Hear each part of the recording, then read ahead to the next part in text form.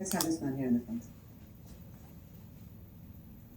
So I'm glad, Rishi, you said that there is family who has NHS. You say that there is more operations and patients are more.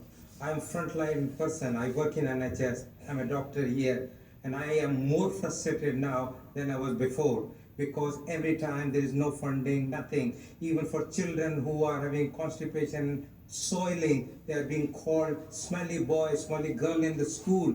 They are saying nurses will not provide the service.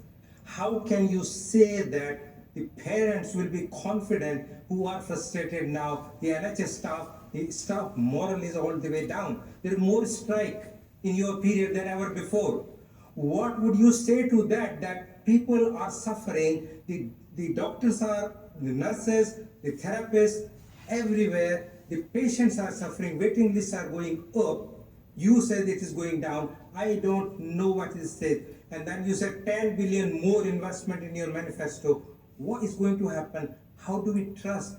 Is it going to happen? And this is, I think, in my view, an eyewash rather than a true deliverable goal. Well, sir,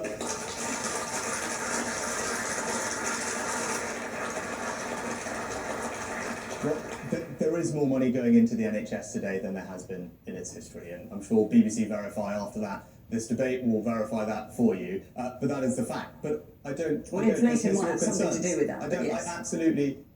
I absolutely acknowledge your concerns. You and your colleagues are working very hard.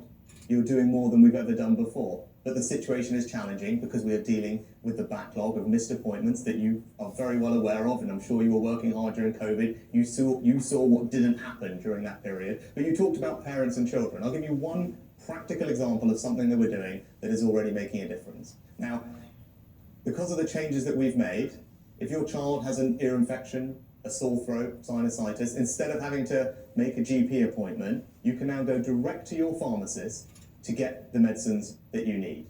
That change that we have made is making an enormous difference already, saving parents an enormous amount of time, making sure their children get the care and the medicines they need much quicker. And if I'm re-elected, we will expand that Pharmacy First programs to cover more different illnesses. And again, these things all add up. No one thing is going to solve the problem, but it's just a demonstration to you of my commitment to making sure you and everyone else has an NHS that they can rely on, having the peace of mind that it's there for them when they need. Okay. Bit less frustrated now? I'm not sure. Okay, But, all right. You're not